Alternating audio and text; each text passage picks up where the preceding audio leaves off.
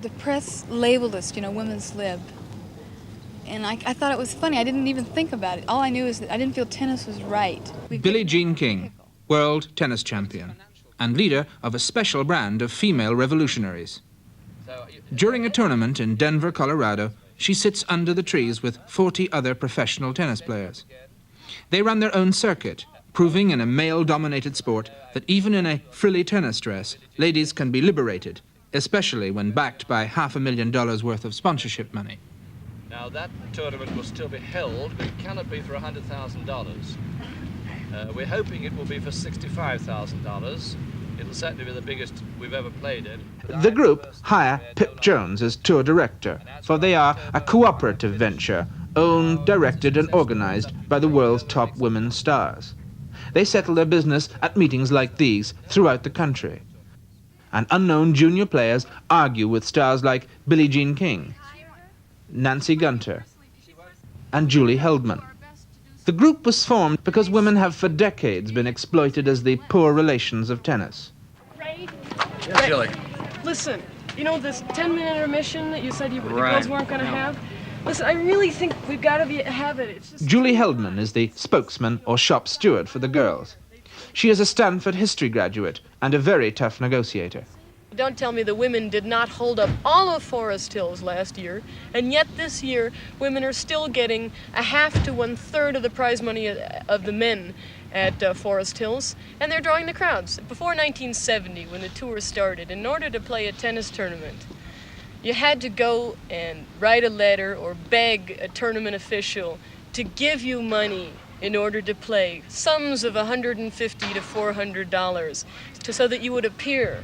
And if you had a shapelier body or a wilder sex life, they would certainly accept you faster than if you had a strong forehand. Now, what do you mean by that? Do you mean that there was bribery and people indulging in immorality to get into tournaments in those days? Yes, I mean it. Presiding over this collection of sporting suffragettes is a Birmingham suburban couple. Pip and Ann Jones travel everywhere with their baby. Anne was, of course, Britain's greatest woman tennis player and Wimbledon champion in 1969. What's an ex-Wimbledon champion and a suburban middle-class housewife doing in the middle of a circus like this? Well, actually, nothing. Pippa and I are following around my husband, who is tour director of the tennis circuit over here. And how long is this going to go on for? Oh, about another 2 months yet. Do you have to live out of a suitcase virtually from hotel to hotel? Yes, we do, which is, of course, quite difficult. It was hard enough travelling around with all one's tennis clothes, but by the time you packed a high chair for her and a stroller, a pushchair and everything, it's quite hard work. But it's only once a week, and by and large, we get used to it. After all, there's no housework to do, no cooking to do, so there's that. And I enjoy being part of the tennis scene. All my friends are in it.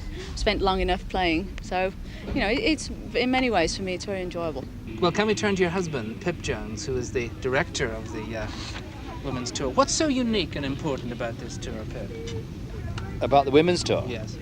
The fact that it's proving to the world what Gladys Hellman knew to be true, that women's tennis on its own, without men cluttering up the landscape, is an interesting and a profitable proposition. But don't more people want to watch men's tennis? I think possibly they do, and that's up to them, but we find that many people want to watch women, and that's all we're interested in. We would like to have played along with the men, but the men got the idea that they were the only ones who mattered, and they literally forced the girls to go off on their own to play their own tournaments. Because the competition's so high, you know, you're playing with good players all the time, therefore you must improve. How good have you become in terms of where you were last year and where you are now? I've played a lot of tennis. I think I'm at least 15 a game better. And do you recommend any young girls, supposing there was a young girl back at home, wherever you come from? I'd recommend anyone to come out here because the practice facilities are good, the competition's good. If you're capable of improving, I think this is the place to come. Corinne must now pack her bags and follow the circuit 2,000 miles to the next tournament at Newport, Rhode Island. But first, she picks up her week's prize money, $125. Check for $125, which isn't bad for one day's work. She just about breaks even on the week. I asked her how she fitted into this militant group of women. I enjoy being part of the group. I think we have to stick together. But I think I'll leave the politics to, you know, the people that know a bit more about it than me. Yes, I see. Now, where do you stay when you come to these tournaments? We usually put up in homes. What sort of a Really? place are you staying in this time yourself? Oh, a fabulous home. Fantastic. It's like a mansion. You know, the people are fantastic. They've been very kind and friendly, and just taken me into the home. I feel like one of the family. For Corinne, the American tour is a new and fresh experience. For in every town, local bigwigs jostle each other to have the tennis stars as lodgers. Corinne becomes, for one magical week, the adopted daughter of a millionaire. He even provides her with a private tennis club to practice in.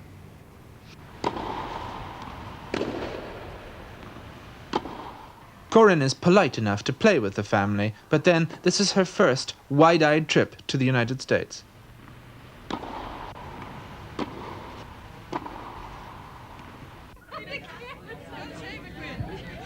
The girls have other social obligations. Their prize money comes from sponsors who usually like to show off their expensive performers, and this means a round of cocktail parties and social engagements. It's great fun for the juniors, who don't expect to win, but for the established stars, it can be a hardening experience, making them cynical or even world-weary. I think it's about time I quit. Why do you think that? Oh, I think tennis is a good life, but I don't think it will be a part of my whole life, and I think it's about time I make some other steps. What's, for example, what? Get married, you think? I think so, yeah.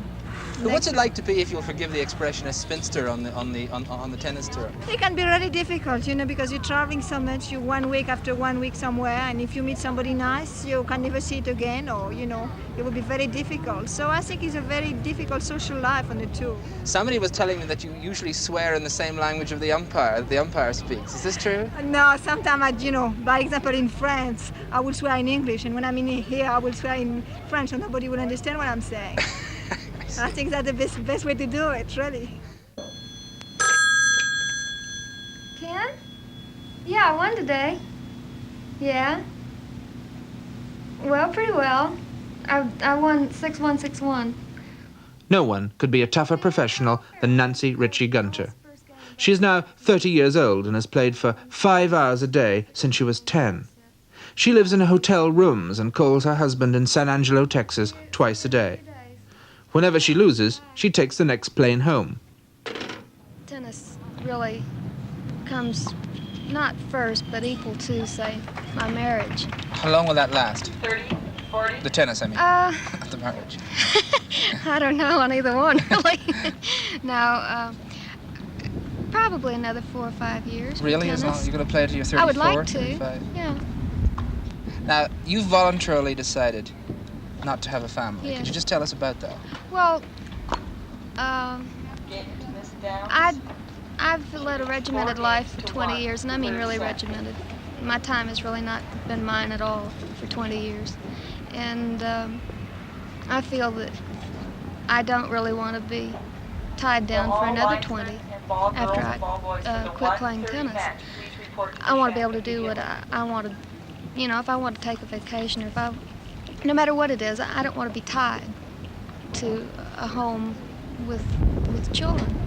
You could have had a family now and a pretty home with a white fence around it and, you know, barbecue on the porch and things. Fortunately, I have a husband who feels that, you know, it's more or less a gift to have the talent to be at the top in whatever field it may be.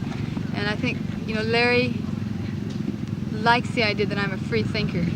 He enjoys that. He likes to see people with spirit who are willing to go out and do what they feel is right in their own minds. And, you know, I know Larry knows that I love tennis very much. As far as a family, you know, I think there's still time for a family.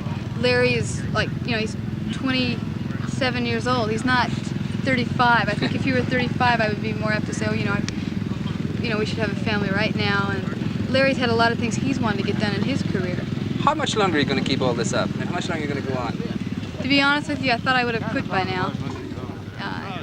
But fortunately, we did get into a situation where some of my other dreams for the sport of tennis have come true. The Women's Lib Tour could never have started were it not for one American company.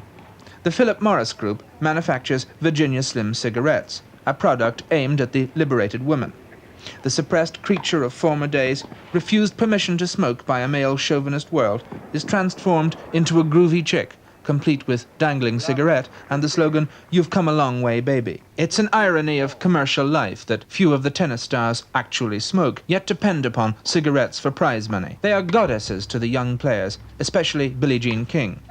Come along to the courts any morning at 8 a.m. and you will find the old lady, as they call her, teaching a group of aspiring champions her own route to success. What's her question, I think, is for some more time. Did you step with it? That topspin is good, that last one, because you really hit through it. But most of yours kind of go like this, blue.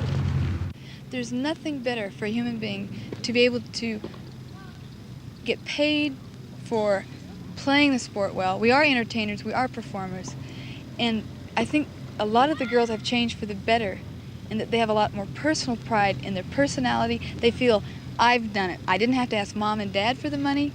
I didn't have to ask a group for the money. I did it because I played well. I earned that money.